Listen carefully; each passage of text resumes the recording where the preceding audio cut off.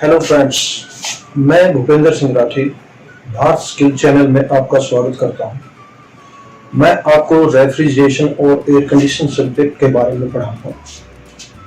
तो स्वागत है आपका रेफ्रिजरेशन और एयर कंडीशनिंग की फर्स्ट क्लास में। हमने रेफ्रिजरेशन का नाम तो काफी सुन रखा है कि रेफ्रिजरेशन क्या है, लेकिन इसकी जरूरत क्यों पड़ी और हमें कहाँ पे पड़ी कि रेफ्रिजरेशन करने की, और इसकी जरूरत कहाँ पे हुई, इसकी डेवलपमेंट कहाँ पे और कैसे और क्यों हुई, किस जरूरत के कारण हमें रेफ्रिजरेशन की जरूरत पड़ी। अब आप सोच रहे होंगे कि मैंने ये पेड़ जो बना रखा है, तो रेफ्रिजरेशन से इसका क्या संबंध है। हमारे रेफ्रिजरेशन की जरूरत ही यहीं से शुरू होती है। जब तक कोई फल, फ्रूट या सब्जियां पेड़ से जुड़ी रहती हैं, तब तक वो ताजा रहती हैं। जब एक बार मैंने, क्योंकि पेड़ क्या है, ये अपनी जड़ों से पानी को एब्जॉर्ब करता है, एब्जॉर्ब करेगा और अपनी हर टहनी पे, हर फल फ्रूट पत्ते पे इसकी जो सप्लाई है पानी की, वो पहुंचती रहती है। लेकिन जब हम इस पेड़ से इस फल को अगर तोड़ लेते हैं, मान लो हमने कोई भी फल है, ये फल हमने पेड़ से तोड़ लिया है, तो अब क्या होगा, इसमें ये नहीं है कि ये अब खराब नहीं होगा, खराब होगा, क्योंकि बाहर का जो टेम्परेचर है, हमारा एटमॉस्फेयर का टेम्परेचर है, उसमें हीट होती है। हीट के कारण जो इसके अंदर पानी की नमी थी, पानी के वाटर मॉलिक्यूल्स हैं मौजूद हैं जो इसके अंदर, वो धीरे धीरे एवपोरेट हो जाएंगे, जैसे इससे निकल के और बाहर वातावरण के अंदर ऐड हो जाएंगे। ये प्रक्रिया हम बिल्कुल इसको रोक नहीं सकते, लेकिन इसके अंदर जो पानी है उसको हम लंबे समय तक या जितने समय तक अगर रोक सकेंगे, तो तब इसकी खराब होने की जो प्रक्रिया है वो थोड़ा धीमे हो जाएगी। क्योंकि गर्मियों में ही बैक्टीरिया सबसे ज्यादा पैदा होते हैं और वो इस चीज को खराब कर देते हैं। इसका खराब होने का कारण यही है कि अब इसको जो वाटर मॉलिक्यूल्स, जो पानी मिलना था, अब वो मिलेगा नहीं। तो यहाँ से इसका कनेक्शन कट हो गया पेड़ से, जो यहाँ से पानी को ये अपने अंदर एब्जॉर्ब कर रहा था। अब इसको ये, वैसे तो अगर नॉर्मल देखते हैं हम, कुछ दिन में या एक दिन ये आराम से ठीक रहेगा कि जब तक इसके अंदर पानी की मौजूदगी रहेगी। लेकिन हम क्या करते हैं रेफ्रिजरेशन के अंदर, इसके अंदर जो पानी था उस पानी को एवपोरेट होने से, यानी कि इसके बाहर निकलने की प्रक्रिया को थोड़ा धीमी कर देंगे। ये रेफ्रिजरेशन का काम है कि इसको हम एक ऐसा टेम्परेचर देंगे जिसमें बाहर इसका पानी जल्दी से एवपोरेट ना हो। अगर मान लो बाहर का टेम्परेचर 40 डिग्री है, तो बाहर हीट ज्यादा है और ये जल्दी, आपने देखा होगा किसी छोटे पौधे को अगर आप पानी देते हो और एक दिन गर्मियों में बाहर रख दो, पानी ना दो, तो क्या होगा, वो सूख जाता है। ऐसे ही इसका काम हो जाता है। वो बाहर का जो टेम्परेचर है, जो सूरज से हमें यहाँ पे मिल रहा है, तो क्या है, हम इसको एक ऐसा टेम्परेचर देंगे जिस पे इसके अंदर का जो पानी है वो कुछ दिन के लिए लंबे समय तक रुक जाए।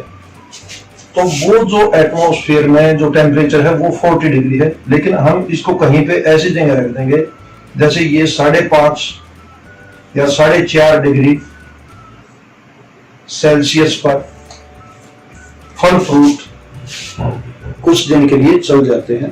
इस टेम्परेचर पे ये थोड़े बहुत दिन रुक जाते हैं। प्रक्रिया खराब होने की हम बिल्कुल रोक नहीं सकते, खराब तो ये जरूर होगा, लेकिन इसका जैसे एक दिन में खराब होता है, तो वो वहां जाके 4 दिन में, 5 दिन में खराब होने की फिर संभावना है। यही काम हमारा हम किसके द्वारा करते हैं, रेफ्रिजरेशन के द्वारा करते हैं। तो रेफ्रिजरेशन है क्या असलियत में? पहले तो क्या था, मेन तो जो रेफ्रिजरेशन का हुआ काम, वो हमारा है इसको सेव करने के लिए, यानी कि किसको, खाद्य पदार्थ को। सबसे मेन काम और पहला काम हमारा रेफ्रिजरेशन का क्या था, खाद्य पदार्थों को सुरक्षित रखने के लिए कि इनमें गर्मी के कारण बैक्टीरिया ना पनपे, जल्दी ना पनपे, लेकिन वो पनपेंगे जरूर, लेकिन इस प्रक्रिया को हम थोड़ा धीमे कर देते हैं। अगर ज्यादा गर्मी होगी तो ये जल्दी खराब हो जाएंगे, अगर थोड़ा टेम्परेचर लोअर में आ जाएगा तो उसके लिए हम क्या करेंगे, वो रेफ्रिजरेशन सिस्टम का हम इस्तेमाल करेंगे। पुराने टाइम में तो क्या था कि जैसी ये हमारी नेचुरल बर्फ थी, जो नेचुरल यानी कि पहाड़ों पर मिलती है, तो उस नेचुरल बर्फ के अंदर हम क्या करते थे, कुछ फल फ्रूट सब्जियों को स्टोर कर लेते थे। लेकिन नेचुरल बर्फ भी क्या है, 0 डिग्री सेल्सियस से नीचे टेम्परेचर मेंटेन नहीं कर सकती, क्योंकि बर्फ का जमने का पॉइंट क्या है, 0 डिग्री सेल्सियस से जब नीचे माइनस में जाएगा, -1 होगा, 2 होगा या 3 होगा, तो ये सॉलिड होती चली जाएगी। लेकिन अगर ये पॉजिटिव में ऊपर की तरफ गया, इसका टेम्परेचर बढ़ेगा, तो ये बर्फ क्या है, मेल्ट होनी शुरू हो जाती है, बर्फ तरल में, लिक्विड में आ जाएगी। लेकिन कुछ फल फ्रूट सब्जियां ऐसा है जो माइनस में स्टोर रहते हैं। अब ये प्रक्रिया थी कि बर्फ भी कुछ लंबे टाइम तक नहीं रहती थी, ये भी 10-12 घंटे के लिए ही हमारी किसी चीज को स्टोर रख सकती थी। उसके बाद ये इसका लिक्विड बन जाता था, पानी बन जाता था, जो टेम्परेचर रेज हो जाता था। टेम्परेचर रेज क्या था, इनके अंदर से जो हीट निकलती है उसके कारण बर्फ मेल्ट हो जाती थी। और एक फल फ्रूट सब्जी, मान लो हमें इसके अंदर एक हमारे पास फल की मौजूदगी कश्मीर में है। कश्मीर में क्या चीज है, मेन सेब होता है। इस सेब को यहां पे कन्याकुमारी में भी खाने वाले हैं,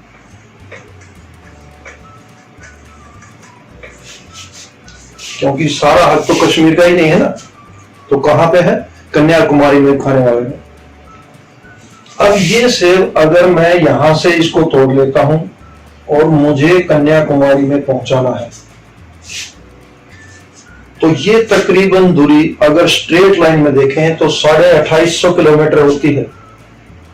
लेकिन बाई रोड अगर हम जाएंगे, ये तो सीधे गए, बाई रोड तो राइड तो सीधा नहीं होता ना, अगर कन्याकुमारी पहुंचना है तो बाई रोड तो तकरीबन 3500 किलोमीटर की ये दूरी हमें मिलेगी, जो कि 70 से 75 घंटे के लिए हमें, यानी कि 3 दिन के अंदर वहां जाएंगे। कोई भी अगर मैं सेब लेके चलता हूं किसी गाड़ी के अंदर, तो यहां से चलूंगा तो 3 दिन के अंदर ट्रांसपोर्टेशन के द्वारा मैं यहाँ के फल फ्रूट सब्जी कन्याकुमारी में पहुंचाऊंगा, क्योंकि सेब कश्मीर में होता है, कन्याकुमारी में नहीं। अब ट्रांसपोर्टेशन में बाई चांस हमने बर्फ को ले लिया और उसमें स्टोरेज करके हम इन फल फ्रूट को लेके पहुंच रहे हैं, तो क्या है, 10 घंटे में, 12 घंटे में, 15 घंटे में बर्फ क्या है, मेल्ट हो जाएगी। और जाते जाते, क्योंकि अब पहुंचना कितना है, ये 72 घंटे लग जाएंगे, और बर्फ मेल्ट होगी आपकी 10 आवर्स में। तो अब क्या हुआ, सेब तो यहां से यहां नहीं पहुंचेगा। इस प्रॉब्लम का सॉल्यूशन करने के लिए कि जो ये फल फ्रूट है ये यहां से यहां तक पहुंच जाए, तो तब हमें रेफ्रिजरेशन की जरूरत पड़ी कि भाई बर्फ तो इतने लंबे समय तक नहीं चल सकती, तो हमारा रेफ्रिजरेशन सिस्टम की हमें जरूरत पड़ी थी। तो सबसे पहले जो आर्टिफिशियल बर्फ का एक्सपेरिमेंट किया गया था, पहले तो क्या था, नेचुरल बर्फ का इस्तेमाल हो रहा था, जो पहाड़ों पर मिलती थी हमारे उत्तर भारत में, हिमालय पर्वत पे एरिया पर, उसको लेके स्टोर करके और चीजों को आगे पहुंचाते थे। लेकिन ये लंबे समय तक प्रोसेस नहीं चलता था, ये सिर्फ खाने के लिए था ना, ये बर्फ सिर्फ खाद्य पदार्थ को स्टोर ठीक रखने के लिए इस्तेमाल करते थे हम। जो पहाड़ों की बर्फ थी उस टाइम हमें ठंडक की, फ्रिज की या इस टाइप में एयर कंडीशनिंग की जरूरत नहीं थी। तो सबसे पहले और आज भी मेन काम क्या है, जितने भी खाद्य पदार्थ हैं उनको हम स्टोर करने के लिए सबसे ज्यादा रेफ्रिजरेशन का इस्तेमाल किया जाता है। बाकी आपकी सेकेंडरी चीजें हैं कि हम जो एयर कंडीशनिंग के लिए इस्तेमाल कर रहे हैं। तो 1820 में क्या हुआ? सन 1820 में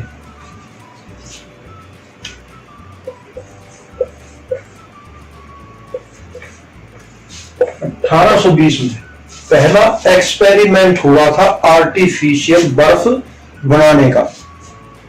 उस टाइम ये नहीं थी, बनी नहीं थी। आर्टिफिशियल बर्फ बनाने का पहला एक्सपेरिमेंट हुआ था। लेकिन 1890 में 1890 यानी कि 70 इयर्स का 70 साल के गैप के बाद आर्टिफिशियल बर्फ को बनाया गया, मार्केट में लेके आए हैं हम 70 साल के बाद। 1820 में क्या है? एक्सपेरिमेंट हुआ और 1890 में बर्फ बना के और मार्केट में प्रोड्यूस की गई।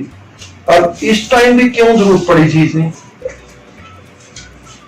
कि 1890 में सर्दियों में उस टाइम कम सर्दी हुई थी। जैसे आज ग्लोबल वार्मिंग है, ऐसा ही एक टाइम आया था 1890 के अंदर कि उस टाइम बहुत ज्यादा बर्फ नहीं गिरी पहाड़ों के ऊपर और बर्फ ज्यादा इस्तेमाल होती थी पहले बहुत। तब उस के एवज में तब इसमें तेजी लाई गई 1820 से इसमें, और आर्टिफिशियल बर्फ मार्केट में इस्तेमाल की गई थी। तो 1890 में आर्टिफिशियल बर्फ इंडस्ट्रीज वो बनाई गई थी। 1890 में ही आइस इंडस्ट्रीज एस्टैब्लिशमेंट हुई थी। उसके बाद सन 1910 के अंदर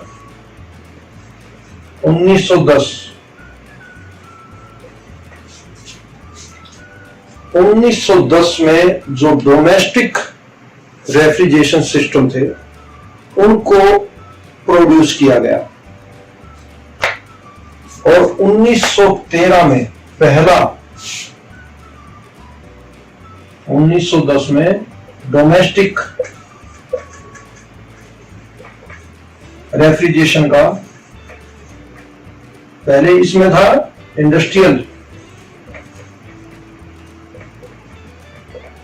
1990 में इंडस्ट्रियल आइस इंडस्ट्रीज का एस्टैब्लिशमेंट हुआ था और 1910 में डोमेस्टिक रेफ्रिजरेशन में एंट्री की गई मार्केट के अंदर।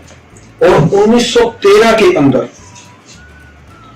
पहला 1913 के अंदर पहला रेफ्रिजरेटर जो मैनुअली चलता था, फर्स्ट रेफ्रिजरेटर मैनुअली, ऑटोमेटिक नहीं, मैनुअली रेफ्रिजरेटर पेश किया गया 1913 के अंदर। और 1918 में सन 1918 में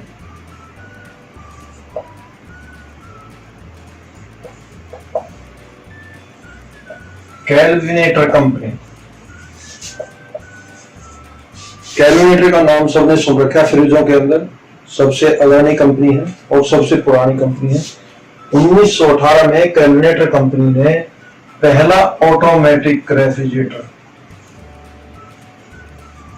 पहला ऑटोमेटिक रेफ्रिजरेटर पेश किया और इसने अमेरिका की मार्केट में सन 1918 में अमेरिका के अंदर 1918 में 67 फ्रिज सेल किए, 67 नंबर्स रेफ्रिजरेटर सेल किए। और 1918 से 1920 तक 200 रेफ्रिजरेटर।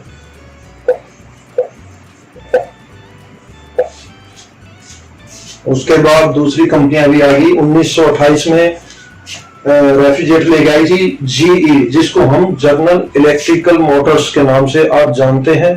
वो 1918 में पहला हार्मेटिक सील्ड सिस्टम लेके आई थी 1928 में, जिसको मॉनिटर टॉप के नाम से हम रेफ्रिजरेटर का नाम रखा था, मॉनिटर टॉप। तो ये हमारी कुछ छोटी सी जानकारी थी कि किस टाइप से, कहां से हमने डेवलपमेंट किया रेफ्रिजरेशन का। खाद्य पदार्थों को सील करने का ही मेन पहला काम था इसका। आज के टाइम में तो दुनिया भर की जो इंडस्ट्रीज आ गई हैं भाई, एयर कंडीशनिंग में है और स्टोरेज वगैरह पुरानी की रेलवे में है, बसेज में, कार में। लेकिन पहला मोटिव क्या था, हमें फूड स्टफ को स्टोर करने के लिए, ये था हमारा पहला, और आज भी ये सबसे मेन है काम इसमें। उसके बाद सेकेंडरी चीजें आती हैं। तो कोई भी सिस्टम को, पदार्थ को हम सेव करने के लिए, ठीक है, तो हम इस्तेमाल करते हैं रेफ्रिजरेशन सिस्टम का, कि उसका टाइम थोड़ा बढ़ जाता है। और वो लंबे टाइम तक हम इसको ये बचा नहीं सकते कि बिल्कुल कि भाई अभी इसमें पेड़ से हमने कोई सामान तोड़ लिया है, फल फ्रूट या कोई भी है भाई, अब ये खराब ही नहीं होगा किसी रेफ्रिजरेशन सिस्टम के अंदर रख दिया। लेकिन ऐसा नहीं है, सिर्फ उस प्रक्रिया को, जो खराब होने की प्रक्रिया है, उसको थोड़ा हम धीमा कर देते हैं और थोड़ा लंबे टाइम तक स्टोर कर देते हैं। ओके दोस्तों, आज के लिए ये इतना ही काफी है। कल हम दूसरा चैप्टर करेंगे जिसका नाम होगा heat transfer. Okay, thank you.